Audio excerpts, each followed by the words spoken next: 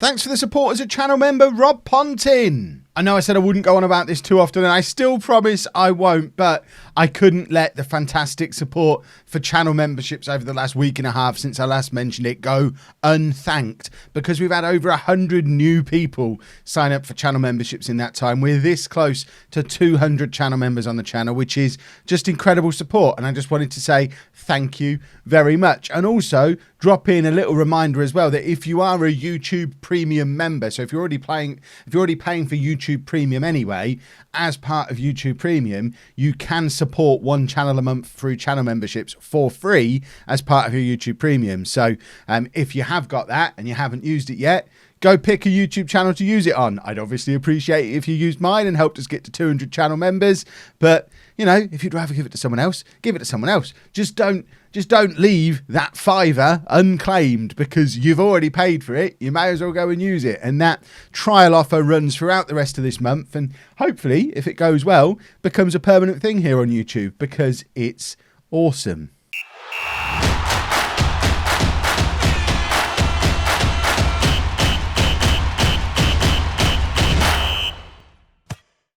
Hello and welcome to Club 6, Part 13 of Non-League to Legend. I'm Kevin. Coming up on today's episode, we have the first two games of the new La Liga season. We're at home against Celta and away against Villarreal.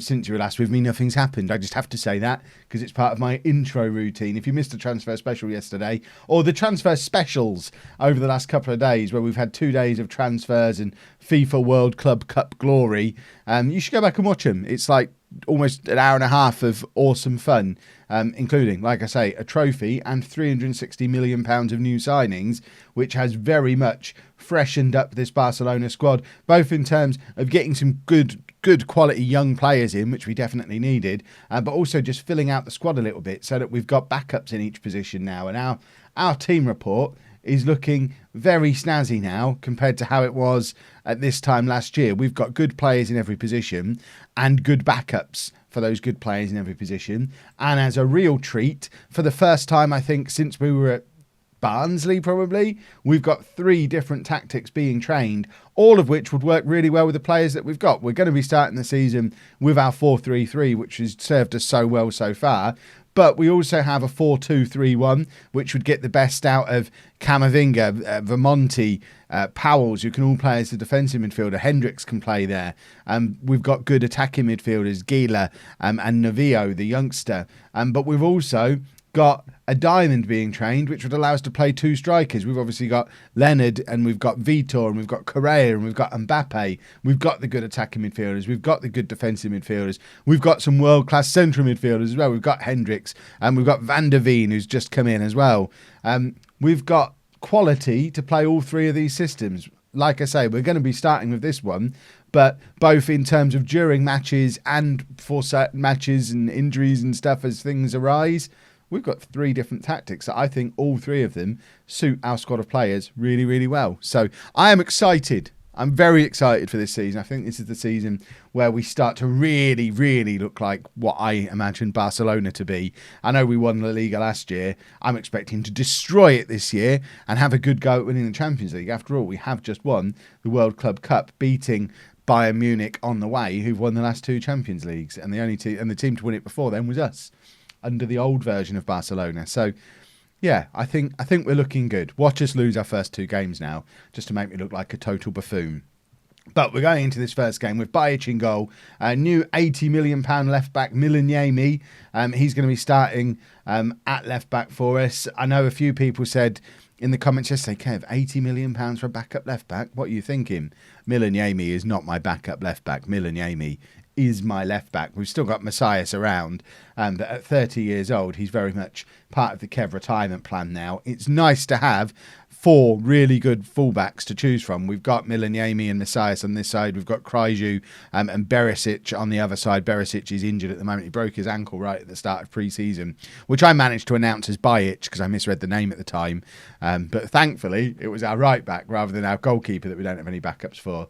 So Milaniemi, Paredes, Banfalvi and Krajju at the back. Camavinga is going to start at the base of the midfield today. Don't worry, this isn't the end of Vermonti. It's more a case of wanting to see what Camavinga is all about. And if he really, really is awesome in that role, then we're even more likely to switch to the 2 holding midfielder positions that allows us to play him and Vermonti next to each other and really let the front 4 and probably the fullbacks as well go and have some fun further forward and get the likes of Gila and Navio more involved further forward. I mean, this guy's a 4-star player who, at 19 years old, that we've just not given a chance to yet because he doesn't fit into this system. We need to start playing with the attacking midfielder systems a bit more often to give him some game time. So Camavinga at the base of the midfield, Gila and Hendricks ahead of him. New boy Calidio, who's we're playing him on the left wing today, but he can play anywhere across that attacking midfield 3. 20-year-old, already Argentinian, full international, again with 5-star potential. Posibon starts on the right, who's now, after a summer of wanting to leave, has decided he wants to stay. So I'm not going to argue with that. He got a little bit of heat in the comments over the last few episodes, but ultimately he's still only 26. He's an elite level winger who's still got 5, 6, 7 years at the top level left in him, and I wouldn't say that is a disappointing season. That's a good season, and I think he's an important player to still have around the squad. And of course Philippe Leonard up front, who is the one player who still wants to leave, I think. Yeah, still wants to go to Chelsea, but isn't unhappy, just would quite like to go. I've been promised I'll sell him if we get an offer of that, and we never did. Even if he went, I think we've got his replacement in the shape of Renan Vitor now as well, who is already almost as good as Leonard at 20. We have a true Brazilian wonder kid who's just come straight into Barcelona. Here you go, lad. Have the number 10 shirt, because I think you're going to be something a little bit special. So let's have a look at how this team fares in our first game of the season. Like I say, lots of options to change things up if it doesn't look like it's working. Lots of players who are going to be just desperate for game time this season. Pauls, Navio, Vitor. We want ways to get all of these players into the team. And I think I am potentially leaning towards the diamond, but obviously with the diamond, that means no room for Posibon, no room for Calidio, although he could play as the attacking midfielder. We signed a new winger whose name escapes me, who immediately came in and got injured, but he's around. So I don't think we can commit to a diamond as a permanent thing. It's nice to have a few different options and having a squad that's flexible enough to fit all 3 of them. Calidio with the corner doesn't find a Barcelona shot, but Posibon picks up on the edge of the area, finds Hendricks, plays it back out to Calidio, who is just dancing past his player, has a shot, and it's a good save from the Celta goalkeeper. But we've opened brightly. We've had 74% of the possession in the first 15 minutes or so of this game. Celta haven't had a shot yet, and we're already looking pretty dominant. 13 shots for us now. The one worry is we're not actually creating shots and chances that are worthy of highlights, which suggests we're being a little bit wasteful with what we're creating. We've got 2 players who are out there nervous. 2 of our team leaders, Posibon and Leonard, are nervous, which doesn't fill me with confidence. Calidio with the corner. Camavinga's in there and heads just over. Leonard was in there as well. Both of them getting well into the mix. But the header ultimately ends up flying over the bar. Real Madrid are losing away from home against Real Zaragoza. I can't do Spanish. I haven't got the tongue for it. Right, passionate. Dig in. I'm already thinking diamond for the second half, and I've got to control myself and not go straight to it. But I am tempted to switch to it if we get to the hour mark and we're still struggling for a goal against a team who are playing one of our potential variants. The 2 defensive midfielders sat in front there. I mean, it's an option to help us get a little bit more attacking play in this game. Leonard now plays it across to Calidio, who's looking for options. He's looked probably the brightest of our attacking players today. Camavinga plays it back to Calidio, to Hendricks. Leonard's come out very wide on this left-hand side. Gila's in here, and Gila scores, and it's a lovely goal from Gila. I like the fact that Gila, our central midfielder, was basically playing at right wing. Leonard's drifted out to the left wing from centre forward. Total football going on at Barcelona again. This is what I want to see. That's our striker, our lone striker, Leonard, out there on the wing because Calidio's drifted inside. Their goalkeeper's looking the wrong way there. Lovely stuff. It was a nice goal, and I think we're gonna Do I still switch to the diamond? I kind of want to have a look at it. I'm excited to see how the diamond looks. Gila's done very well here to win the ball and get an attack going, but he's actually lost out on it. I don't know if Celta have got the attacking oomph to get much in the way of an attack going from this. They seem content just to knock the ball around at the back, which seems dangerous when we've got plenty of players who can just win the ball back like Hendricks has there. Leonard, wonderful little back heel into the path of Posibon, and that deserved a goal. That was world class from Leonard, because not only was it fancy, but it was the exact right pass as well. Lovely stuff, and Posibon should have done better. And I think that's my cue to... they've been the two weakest players. Diamond ahoy, everybody. So, Leonard, it will be up front. We need to take these two off. So, Renan Vitor is going to come on for a start. And then it's a question of, do we bring on Vermonti and push Camavinga forward, which he can do centre midfield just fine. I think it's more an opportunity to have a look at Sergio Navilo for the first time. Get him in there like that. The one problem with these two as a strike partnership is they both want to be the advanced forward and aren't so great at anything else. My instinct is the more experienced guy has to be the guy who drops back into the supporting role to let the youngster have his opportunity to go and do his thing. Who's the better finisher of the two? 18 finishing. Holy smokes. Leonard, 14 finishing. Well, there you go. Simple. Right, we switch up to the diamond. This is our first look at a diamond since we were at Tottenham. Is it going to be disastrous? Let's get creative. We've got one of the new boys and one of our own wonder kids now into the fray. And I think for my final change, we are going to get Vermonti on, because I think Vermonti needs to know that he's not a forgotten man under this new system, because Camavinga can just slot in and play in any of these attacking midfield positions just as easily as he can playing at the base of the midfield. So we'll just slot Vermonti in there. Camavinga can go further forward, and this might end up being the starting 11 for the next game. Vitor is in, and that's his first piece of action in a Barcelona shirt. Forces the corner. Look how dominant we've been today. This is ridiculous. We should be more than one goal up. Gila with the corner, and it's just plucked out corners. I think I need to get on the set piece instructions for these new tactics. The preset corners are just useless. There's nobody in there in the 6-yard box at all. We should have Banfalvi and Paredes in there the way they normally are. Neither of them were anywhere to be seen for that corner. We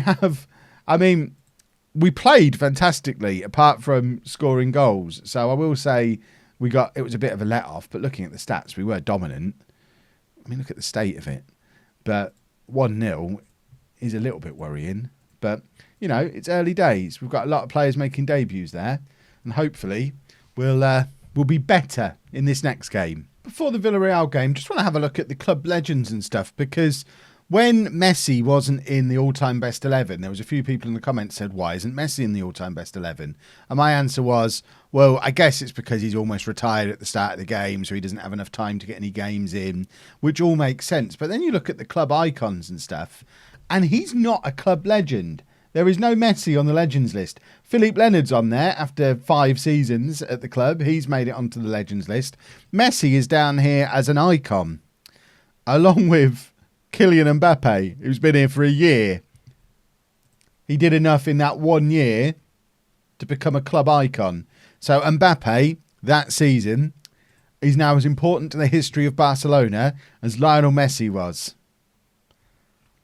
I'd question that myself. Vermonti and me and Banfalvi and Kraju all on the favoured personnel list.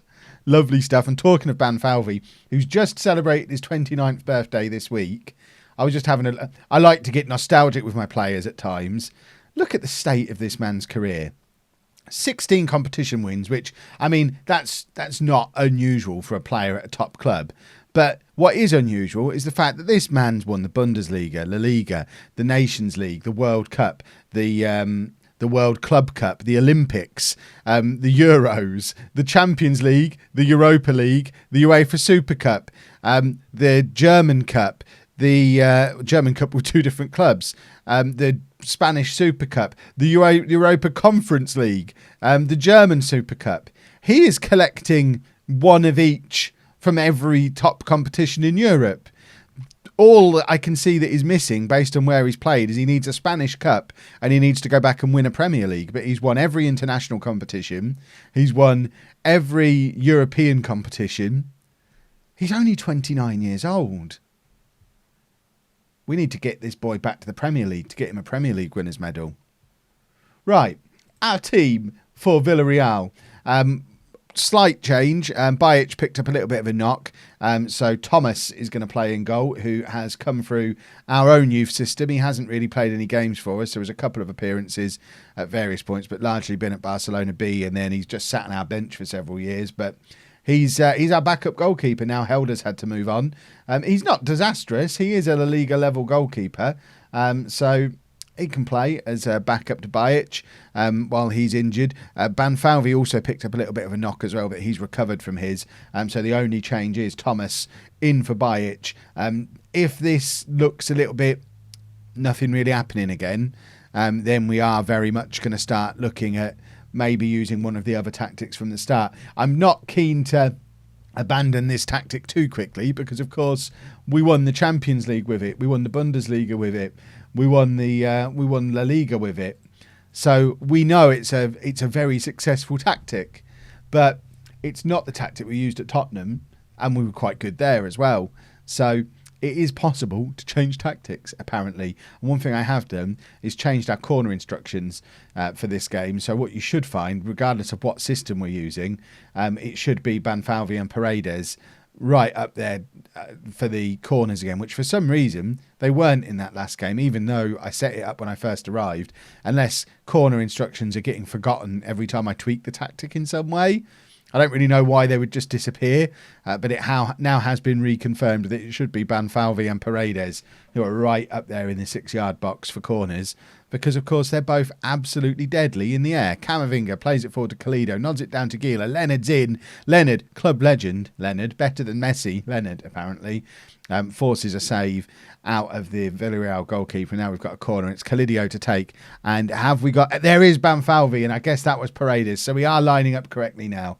Although Banfalvi and Leonard were kind of on top of each other, which probably isn't ideal, but then I guess that's also quite scary, having those two bearing down on you as a goalkeeper. The keeper did quite well to keep hold of it.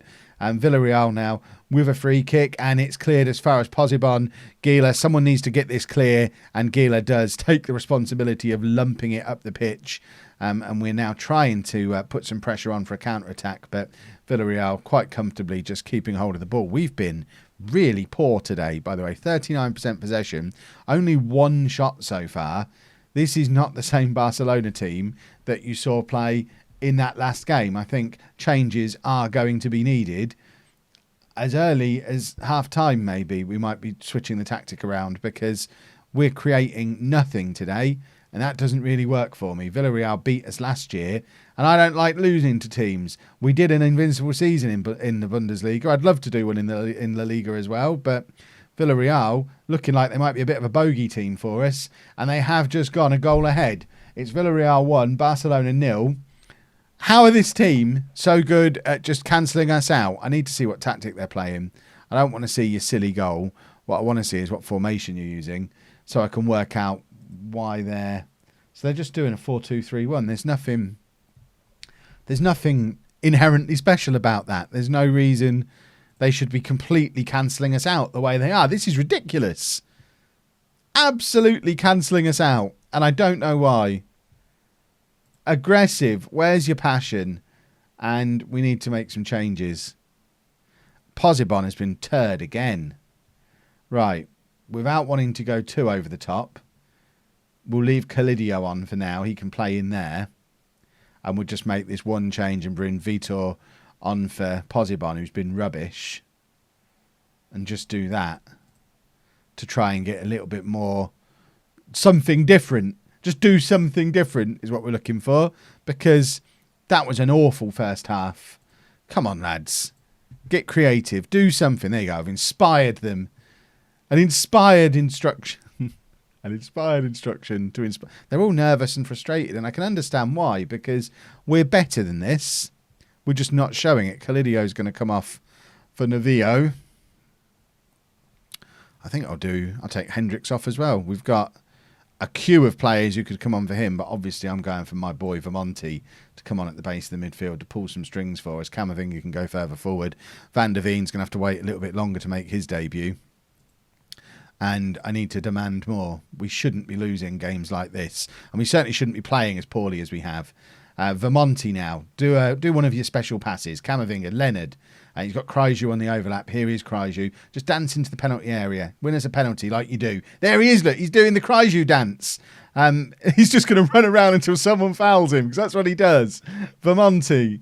To Paredes, who plays Milaniemi in on the overlap. It's the first we've really seen of him in either of the games. Vitor with the header, and it goes just right. I think the keeper's saved that. In fact, it said someone's blushes were spared, so I guess it wasn't Vitor, it was the defender who's headed that wide for the corner. Gila with the big, deep corner. Can't find a Barcelona player, though. Navarro picks it up, crosses back in. The defenders are still in there, and it was Vitor who gets the header, but it goes just over. We are looking brighter in this second half, but it's still not enough if we go and lose the game. That's stupid. 10 minutes of passion required, gentlemen. Passion is the answer. Banfalvi heads clear. Well, he doesn't head clear. He heads it, but not very clear. Milaniemi forward to Leonard, who's leading the counter-attack. He's got several players with him. We've got extra players here. Navilo is one of them, and that's a big miss from Navilo, and that is the kind of miss that makes me question whether he's ready. 4-star player or not. Gila scores there if he's playing in the attacking midfield position. Navilo with a big miss. And that was not good enough. Villarreal, very much our bogey team, and we need to be better than that. All right, maybe I need to stop fiddling with tactics and just go with what works. We won't worry just yet. Right, tomorrow's episode, as ever, we'll do a Champions League game with an interesting league game. Chances are it's going to be this Champions League game and Real Madrid. But if there's an even more interesting Champions League game, we might do a little mix and match. We'll figure something out. If you've enjoyed that, please make sure you leave a nice big thumbs up on there for me. Subscribe to the channel for daily Football Manager videos. And thank you very much for watching.